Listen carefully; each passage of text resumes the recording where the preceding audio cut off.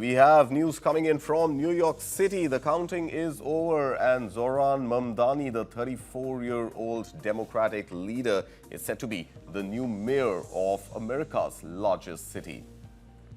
The New Yorkers have elected left-wing candidate Zohran Mamdani as their next mayor in a landmark result seen as the first mayoral electoral verdict of President Donald Trump's turbulent second term.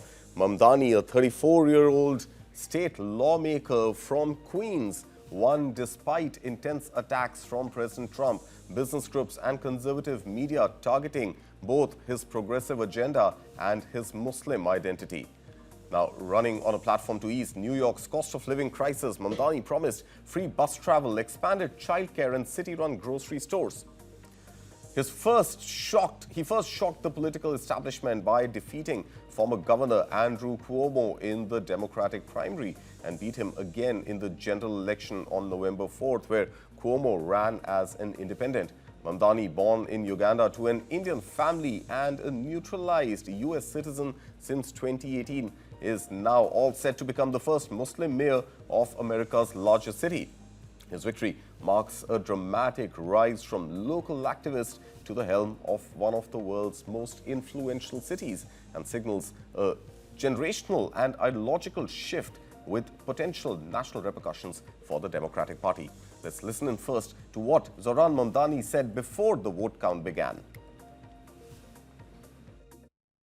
I look forward to representing those New Yorkers and look forward to fighting for every single dollar this city is owed. What we see in the language of Donald Trump is a premise as if it is his decision on whether or not to fund a city the very money that this city is owed. And I look forward to utilizing every single tool at my disposal as the next mayor of this city to fight for the people of it. And of course, we've got a special panel of experts joining us this morning. Rakesh Khar, editor News9, R. Sridharan, editor International TV9 Network, and economist Mithali Nikore. Gentlemen, and Mithali, thank you so much for joining us this morning on this very important developing story. Shri, on to you first. Zohran Mamdani, 34-year-old progressive manifesto, and now, despite all the attacks from Donald Trump, he's all set to become the first Muslim mayor of New York City. What does this mean for New Yorkers? So, Karthik, while Mamdani's victory was not really unexpected, it is stunning, yet, just the same for multiple reasons. Like you pointed out, he's a Muslim, and we all remember what happened in New York. It was the setting of the biggest terror attack in the US. The Twin Towers were brought down by Osama bin Laden and his gang of terrorists. And the other thing is, Mamdani is a socialist in a city that's the world's financial capital, which is the home to Wall Street. So Mamdani's victory, to me, is significant also because it points to the severe divide, the polarization that has now deeply set in American politics and America as a country, Karthik. All the issues that Mamdani has fought on this mayoral election is rather anathematic to what US stands for as a free economy, as a capitalist beacon around the world. Mandani is talking about, freezing rent control of subsidized housing. He's talking about a super bazaar version that Indians have been familiar with it. He's talking about taxing the rich, raising $20 billion from them.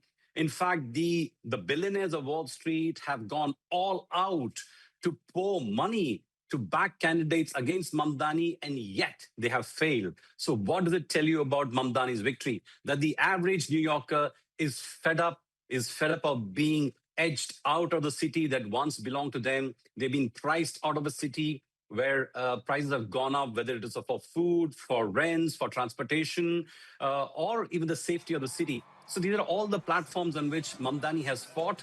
And I think what is very clear is that all the Wall Street money hasn't been enough to displace the voice of the Aam Aadmi in New York, Karthik. The Wall Street and the elites of Wall Street pretty much edged out by Zohran Mamdani. But Mithali Nikore, let's talk about some of those pertinent points raised by Shri. And let's look at the manifesto of Zohran Mamdani. Now, pretty much the capitalist state of US and the beacon of capitalism, Donald Trump, and his scathing attacks against Mamdani have not really been able to offset all that Mamdani has offered. Everything from childcare to medical care to free bus rides to the superstores, state-run superstores. My question is, in a setup of the United States, can socialist, what some are calling leftist policies, and what Donald Trump has actually gone ahead and called communist policies, we haven't really seen that unfold in the way that it has in New York City. Talk to us about his manifesto and how New York City can afford what he has promised.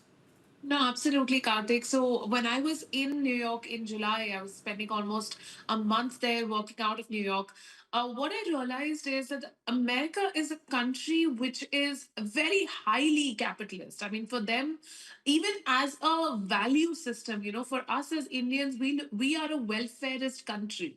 So when a politician suggests giving, say, cash transfers, it seems quite normal to us because we feel that it is important and it is the responsibility of the government to take care of the vulnerable sections of the population. But in the US, you don't have this as a value system per se. People don't actually think that it is the government's responsibility to take care of the vulnerable sections of the population. Now, what Mamdani did is that he came into this election with actually Indian values in a sense, because these are values that he may have grown up seeing, that he may have seen, in India, that were actually helping the vulnerable sections of the population, and said, why can't we apply these values to the vulnerable people in the US and especially in New York? Because when you look at New York today, the nature of the city has completely changed. The homelessness in New York is at another level altogether. The crime has increased because of this homelessness and poverty, and there is a need for the government to come in and actually support the poorest sections, also support the middle classes, and that's what he appealed to. He talked about affordable housing. Affordable housing is a policy that has worked so well in India when we look at the PM Awas Yojana. So that's something that he brought into the New York discourse, which was not there before at all. He's spoken about city-owned supermarkets. Now think about your government kirana stores. For 50 years, India had a policy of government kirana stores, and that's exactly what he's talking about implementing in New York. Then I think the more innovative element of his campaign was childcare, because childcare is something that people don't recognize, politicians don't recognize as a critical cost component, which is actually demotivating couples, and studies have My shown limited across point the world. is, can the budgets of New York City accommodate all that Mamdani has put in his manifesto?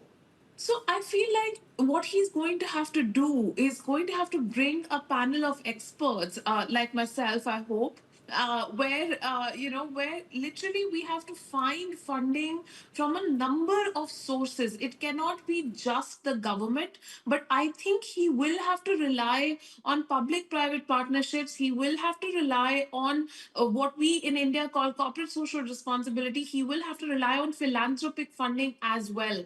So it is important for him to bring in the private sector to deliver on a lot of these promises, to then also not be seen as communist. Right, but Rakesh Khar, I want to bring you in. The private sector seems to be completely, in line with Donald Trump, and that is the reason why Zohran Mamdani was opposed to in such high magnitude. Now, at a time when the US is under a federal shutdown, and at a time when Donald Trump is also threatening that he's going to curtail federal funding to New York City, what happens to the manifesto and what happens to the people of New York? Morning, Karthik. Manifestos traditionally don't meet the fate they're supposed to meet. So Yeah. whether it's India or in US, I'm little, wary of what exactly will he deliver. First and foremost, we live in the world of extremities. Which one is more extreme finally delivers? So, Mamdani represented a very, very, strong shade of extremities, and he's got the verdict for that. It's fair and to ask for legitimate concerns of residents and citizens in a particular city, whether it's New York, whether it's New Delhi. But there is striking similarity between the political pitch in this case, between the politics of empowerment and politics of entitlement. We have seen the hazards of politics of entitlement. We have Bihar as a great case study right in front of us. For successive decades, we have seen that we're not been able to lift Bihar out of the real economic depravity that it lives because a certain trajectory of politics. So a very fair question that you asked, who is going to pay for all these reforms? And, I see defeat of market forces, which was the core identity of the US economy and US as a nation, as an institution. When you move in with a manifesto which is based on one identity, which again is a problem to my mind, and second, based on a free kind of a socialist paradigm, there are inherent challenges to it from purely the perspective of who is going to fund for it. And when you have capital riled against you, I don't know finally how will it pan it out. We don't know how this is going to pan out, but something very interesting which was part of Zohran Mamdani's overall election run-up was his campaign. And that campaign has an interesting backstory, and that campaign is something which really got the Gen Z hooked on to Zohran Mamdani, and perhaps that is something that translated to votes as well. So we've got our Gen Z morning brief producer Nupur Praveen here this morning to tell us what was that campaign all about and who designed it, Nupur. Kartik, first let me tell you, Zohran Mamdani winning as the mayor of NYC, New York City is quite a moment. And I feel for one, his social media campaign has literally outshined. For people like me who were sitting in Noida, we were hooked to the campaign. And I think Andrew Epstein, he is the man who's to be credited for the entire social media campaign that was designed for Zohran Mamdani. And if you look at the campaign, like imagine Mamdani, he was not known to the world for say a year ago. And in the last 6 to 7 months, especially post his June victory in the primaries, everybody was hooked to his campaign. And the kind of reels and the sort of social media messaging that was included in his campaign, from everything from Bollywood references to suddenly speaking in Hindi slangs, he has a way of giving back to his opponents in a very charming way, to say the least. And I'd also tell you, Sally Lee Sussman, she is a famous corporate executive in America who seems to be part of Mamdani's campaign, and she has been a part of Democratic presidential campaigns for the likes of Barack Obama and Joe Biden. She was quoted saying in New York Times yesterday, when she met Mamdani for the first time, there was something charming about his personality that, one cannot say no to him and they want to help him out. So I think Mamdani's charm has really worked, and especially for Gen Zs, because Mamdani was himself quoted saying that, he really wants first-time voters to come out and vote. And he wants people to take part in politics and become a part of the daily political system. And I think, there are a lot of social media reports about how young New Yorkers are saying that their kids requested them that you must go out and vote for Mamdani, otherwise we will not let you inside the houses. So I think he has been able to create a chord with youngsters, and definitely across the world, people were really hooked up to the election. In fact, I was, for one, looking at the election for the overnight yesterday, and I think now there's a lot for him to deliver because he has made some good, solid promises, and now we have to see how his social media game also progresses as he becomes the mayor of New York City. All right, so thank you so much for that lovely backstory. Nupur, stay with us. We'll also talk about Mamdani's love story in just a bit, but I want to take some of the points that you've raised back to Sri. And Sri, I want to understand Zohran Mamdani's victory. How much do you think it has to do with the cost of living crisis in New York City? How much of it does it have to do with his Muslim identity? And how much do you think his appeal, thanks to his campaign to Gen Z, has played a part in his victory? So, Kartik, the smartest thing Mamdani did as a political campaign was to focus on this whole issue of affordability. Anyone who's been to New York or even tried to rent, stay in a hotel or rent an Airbnb, that even a one-bedroom in New York costs you upwards of $3,000 in a decent, safe neighborhood. And don't forget that Mamdani grew up in Queens, which is basically the hub of South Asian immigrants. So he has a very keen finger on the pulse of South Asian and the immigrant and the poor residents of New York City. And he made it, his campaign leitmotif. It was a zeitgeist of the of the moment in New York that the city was becoming too unaffordable, too expensive for anyone who's not a millionaire. So I think he struck the right chord with the voters. That said, Karthik, I can, I don't want to sound very negative here, but the Mamdani mayorship may turn out to be a disaster if Mr. Mamdani drives away businesses from New York because he wants to tax them, or he wants to implement policies which brings everyone down in terms of their income levels or their poverty levels and make the city poorer, which is what socialism essentially tries and it tries to do. And we know that socialism hasn't really worked in any part of the world. What works is developing, people, developing economies, making everyone richer. You don't prosper by trying to, make everyone poorer or bringing everyone down to a medium sort of an income level by driving away the rich or the income, that rich corporations are paying and generating. So I think, like Rakesh also said, it's nice to say a lot of things in your, manifesto to maybe become the mayor and win votes. But if you don't have the money, the city, which has already declined quite a lot over the years, will probably become a basket case if the rich leave the city, the rich businesses leave the city. So Mamdani has a very, very fine line to walk, especially given that he doesn't have a very friendly government in DC, President Donald Trump, who's going to be, trying to, make things difficult for him as well, because he's not a candidate that Trump supports. So, Mithali, again, back to a point that you had raised earlier, and this is something that Sri is also skeptical about, that there is going to be some washing out of capital from New York City. If you're driving away corporates, where are the jobs going to come from? And hence, the minimum wage that he wants to up to $30 per hour, who's going to pay for it? At the end of the day, if you want to build 200,000 houses, you want to increase the minimum wage, but you don't have private capital flowing in, how does the city of New York work? No, absolutely, Karthik. I agree with with everybody when they say that you cannot drive away businesses. But this is why, if I was Zohran Mamdani, I'd probably start with policies that bring down the cost of living rather than raising the minimum wages immediately. So the scheme on free buses. We've actually done a study on the free bus scheme across India. There are many cities that have introduced free buses. There are also free bus schemes operating across US cities, other US cities, and we've also seen free buses operating in Europe. And Geneva is a shining example where the bus is literally free for everybody. So I think schemes like that and schemes which are more market oriented, for example, the supermarket scheme or the scheme on affordable housing, these are schemes where I would say, he should put his focus in the first phase of implementing his campaign promises, as well as with childcare, and then move towards minimum wages, because very honestly at the first go it is important for him to engage with businesses and say, look, we are trying to improve the lives of your workers and make your workers happier, make your workers sort of more productive, but at the same time not cost you so much. I mean, for a universal childcare program to cost something like $5 to $6 billion, or for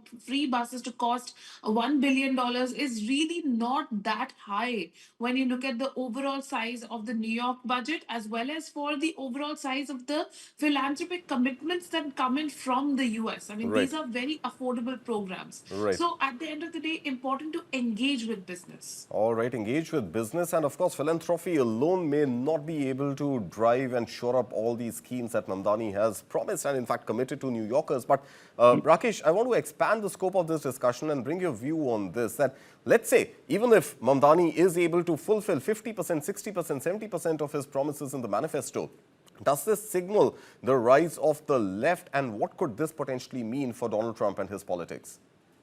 See, Karthik, as of now, it's obviously a great setback to Donald Trump and his entire way of looking at governing US, and also a template for the rest of the world.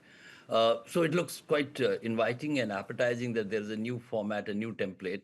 But I'm tempted to draw a comparison in the Indian context because, we have a Delhi government like Aam Aadmi Party and the, union government at the center.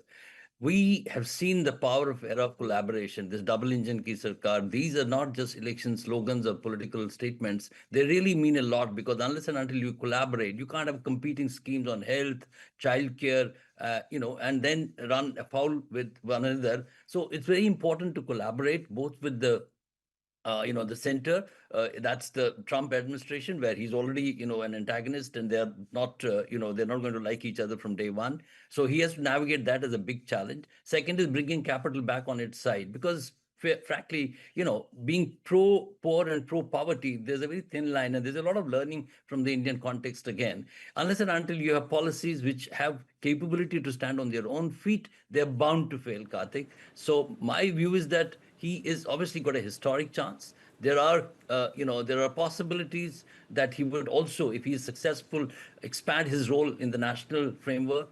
And parallelly, the issue of, if we move away for a second from political economy to the hardcore political issue, the issue of identity, the Muslim identity, the charge of being, persecuted minorities, immigration, all these things will come into play as parallel, so to say, surround and amplification. But the core thing is his promise of reimagining the life of New York citizens. So that, I think, if he is not able to deliver on that, you see what happened in Delhi. There is bound to, have repercussions, and voters are extremely smart. They really rise high on expectations, but they have the capability to pull down the trigger and pull you back. All right, Rakesh, thank you so much for that input. And of course, there's a new love story in the making between Zohran Mamdani and New Yorkers, and let's hope it happens to be a long-lasting one. But there is a personal side and a personal love story also about Zohran Mamdani. Nupur, you were reading about it. Tell us about it.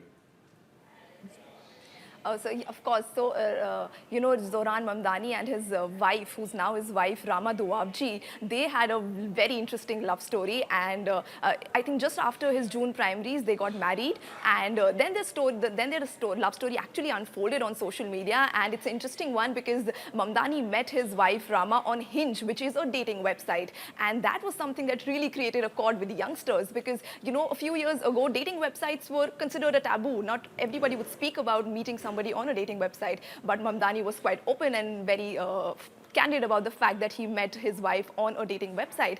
And Mamdani has a lot of identities, right? He is an Indian, he is a Muslim, he is an Ugandan, he is a and he's a New Yorker as well. So all these identities combined with the fact that he's open to these progressive values, like, speaking about how he met his wife, and the fact that his wife is also a very progressive person on social media. She's an illustrator, a creative artist.